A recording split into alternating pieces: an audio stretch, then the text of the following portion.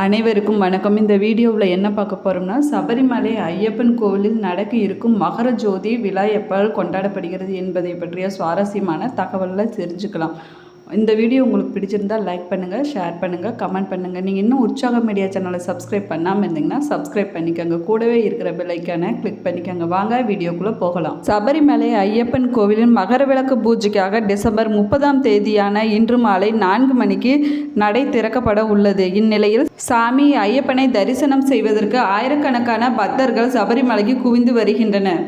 சபரிமலை ஐயப்பன் கோவிலில் இந்த ஆண்டு மண்டல பூஜை நவம்பர் 16ஆம் தேதி துவங்கி டிசம்பர் 26ஆம் தேதி வரையிலான 41 நாட்கள் நடைபெற்றது. மண்டல பூஜைக்கு பிறகு டிசம்பர் 26ஆம் தேதி இரவு ஹரிவ ராசனம் இசைக்கப்பட்டு கோவில் நடை சாத்தப்பட்டது. இந்நிலையில் மகர விளக்கு திருவிழாவுக்காக இன்று மாலை 4 மணிக்கு சபரிமலை கோயில் நடை மீண்டும் திறக்கப்பட உள்ளது. மகர விளக்கு திருவிழா தூங்குவதன் அடையாளமாக ஆலியில் புனித நெருப்பு ஏற்றப்படும். அதற்கு பிறகு பக்தர்கள் 18ஆம் படி ஏறி சென்று ஐயப்பனை தரிசனம் செய்த அனுமதிக்கப்படுகின்றனர். இன்று இரவு 10 மணி வரை பக்தர்கள் சாமி ஐயப்பனை தரிசனம் செய்ய அனுமதி வழங்கப்பட்டுள்ளது. டிசம்பர் 31ஆம் தேதி அதிகாலை சிறப்பு பூஜைகள் நடைபெற உள்ளன. டிசம்பர் 31ஆம் தேதி அதிகாலை 3 மணிக்கு நடை திறக்கப்பட்டு மகர விளக்கு பூஜை நடத்தப்படும். இதைத் தொடர்ந்து 3:30 மணி முதல் 11 மணி வரை நெய் அபிஷேகம் நடைபெறும். அதற்கு பிறகு சிறப்பு பூஜைகள், கால அபிஷேகம் ஆகியவை நடத்தப்படுகின்றன. ஜனவரி 11ஆம் தேதி முதல் எரிமேலியில் பேட்டை துள்ளல் நடைபெற்று மகர விளக்கு திருவிழாவின் முக்கிய நிகழ்வான ஜனவரி 14ஆம் தேதியன்று மாலை சாமி ஐயப்பன் ஜோதி வடிவமாக அனைவரும் காட்சி தரும் மகர ஜோதி தரிசனம் நடைபெறும். தொடர்ந்து தை மாத பூஜைகளுக்காக ஜனவரி 20ஆம் தேதி வரை சபரிமலை கோவில் நடை திறந்திருக்கும். அந்த சமயத்திலும் பக்தர்கள் தரிசனம் செய்வதற்கு அனுமதிக்கப்படுகின்றனர். ஆனால் ஜனவரி 19ஆம் தேதி வரை மட்டுமே பக்தர்கள் சாமி தரிசனம் செய்வதற்கு அனுமதிக்கப்படுகின்றனர். ஜனவரி 19ஆம் தேதி பிற்பகலுக்கு பிறகு பக்தர்களுக்கு யாரும் மலையேறி செல்வதற்கு அனுமதி கிடையாது. இதில் தேவசம் போர்டு நிர்வாகிகள் மற்றும் பந்தல ராஜ குடும்பத்தைச் சேர்ந்தவர்கள் மட்டுமே கலந்து கொள்வார்கள். ஜனவரி 20ஆம் தேதி இரவு 7 மணி அளவில் கோவில் சாத்தப்படும். மீண்டும் மாசி மாத பூஜைகளின் போது மட்டுமே சபரிமலை கோவில் நடை திறக்கப்படும். சபரிமலை ஐயப்பன் கோவிலில் பாரம்பரிய மலையாள நாள்காட்டியின்படி மகர விளக்கு மற்றும் மகர ஜோதி விழா மகர மாசத்தின் முதல் நாளில் கொண்டாடப்படுகிறது. 2025ஆம் ஆண்டு ஜனவரி 14ஆம் தேதி மகர விளக்கு விழா கொண்டாடப்படுகிறது. இந்த நாளில்தான் ஐயப்பன் சபரிமலை கோவிலில் உள்ள பிரதான சிலையுடன் இணைந்ததாக நம்பப்படுகிறது. மகர விளக்கு நாளில் மாலையில் நடைபெறும் தீபாராதனை அல்லது தீப வழிபாடு மிக முக்கியமான பூஜையாகும். இவ்விழாவின் போது பந்தளம் அரண்மனையில் இருந்து பிரத்யேகமாக கொண்டு வரப்பட்ட தங்க ஆபரணங்களின் தொகுப்பாக திருவாபரணம் ஐயப்பனுக்கு அணிவிக்கப்படுகிறது. மாலை வழிபாட்டிற்கு முன் ஒரு கழுகு அடிக்கடி கோவிலின் மேல் பறப்பதை காணலாம். அதைத் தொடர்ந்து மகர ஜோதி என்று அழைக்கப்படும் மகர நட்சத்திரம் வானத்தில் தோன்றும். அப்பொழுது தொலைவில் உள்ள பொன்னம்பலமேடு மலையில் இருந்து 3 முறை மகர விளக்கு தீபம் தோன்றும். மகர விளக்கு தீபம் ஜனவரி 14ஆம் தேதி 2025 அன்று மாலை 6 மணி முதல் 7 மணி வரை 3 முறை தெரியும். அதே நாளில் பக்தர்கள் மகர ஜோதி நட்சத்திரத்தை மிகுந்த பக்தியுடன் வழிபட்டு வருகின்றனர். எரிமேலி என்பது எரும கொல்லியில் இருந்து எடுக்கப்பட்ட பெயர் ஆகும். புலிப்பால் சேகரிக்க சென்ற வழியில் ஐயப்பன் இந்த இடத்தில் மகிஷி என்ற அரக்கியை கொன்றதாக புராணங்களில் கூறப்படுகிறது. மகிஷ் என்றால் எருமை மற்றும் மலையாளத்தில் எருமா என்று பொருள். எனவே இந்த பெயர் எரும கொல்லி என்று பிரித்தெடுக்கப்படுகிறது. எரிமேலி கேரளா மாநிலத்தின் கோட்டயம் மாவட்டத்தில் உள்ள ஒரு ஊர் ஆகுங்க. இது கோட்டயம் நகரிலிருந்து 60 கிலோமீட்டர் தொலைவில் மணிமாலா ஆற்றங்கரையில் அமைந்துள்ளது. இங்கே வேட்டை கோலத்திலான ஐயப்பன் கோவிலும் வாவர் பள்ளி வாசலும் அமைந்துள்ளன. எரிமேலியில் நடைபெறும் பேட்டை துள்ளல் என்னும் நிகழ்வு புகழ் பெற்றதாகும். இது கேரள மாநிலத்தில் கோட்டயம் மாவட்டத்தில் தென்கிழக்கு பகுதியில் உள்ள ஒரு கிராமம் மற்றும் நகரம் ஆகும். இது சபரிமலை செல்லும் வழியில் அமைந்துள்ளது மற்றும் சபரிமலை செல்லும் பக்தர்களுக்கு ஒரு முக்கிய இடமாக அமைந்துள்ளது.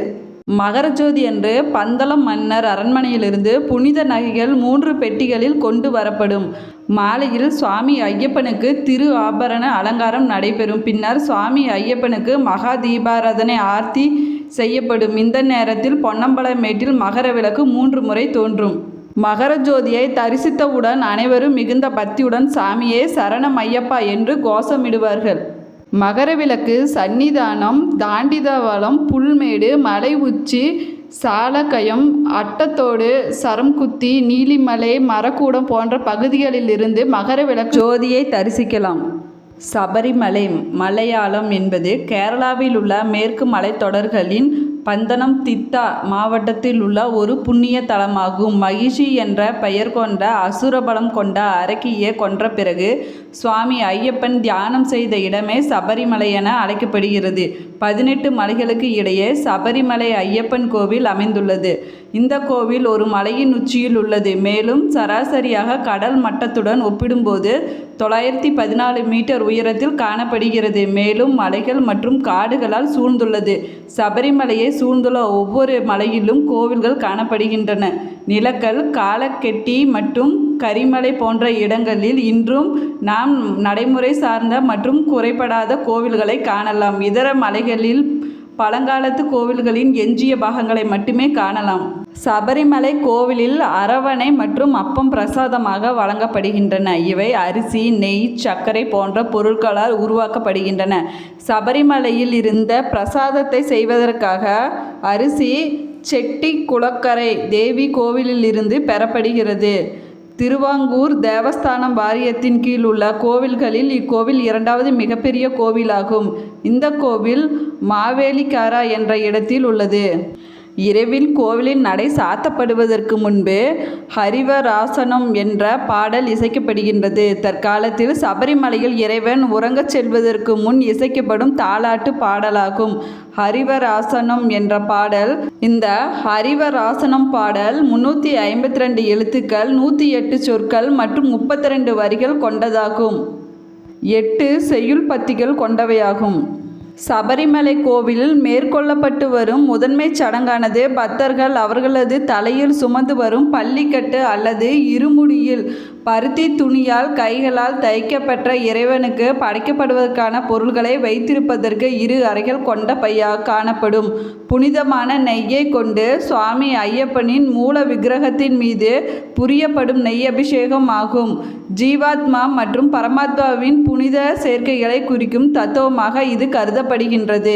முதன்முறையாக பயணம் மேற்கொள்ளும் பக்தர்கள், அதாவது கன்னி ஐயப்பன்மார்கள் எனப்படுவோர், குங்குமப்பூ நிறம் கொண்ட இருமுடி பையை சுமந்து வர வேண்டும். இதர புனித பயணம் மேற்கொள்வோர் கருப்பு அல்லது நீல வண்ணத்திலான இருமுடி பயன்களை பயன்படுத்தலாம்.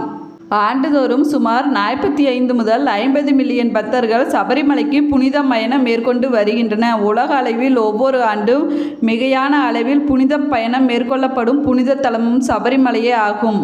சபரிமலைக்கு புனித பயணம் மேற்கொள்ளும் ஒவ்வொரு பக்தனும் எந்த ஒரு வேறுபாடும் பொருட்படுத்தாமல் ஒரே மனதுடன், ஒரே வேட்கையுடன், ஒரே மந்திரத்தை உட்கொண்டு, அதாவது இறைவனான சுவாமி ஐயப்பன் திருவடிகளை அடைய வேண்டும் என்ற குறிக்கோளுடன் புனித பயணம் மேற்கொள்ளும் பக்தர்களின் மிகச்சிறந்த எடுத்துக்காட்டாக சுவாமி ஐயப்பன் கோவில் திகழ்கிறது.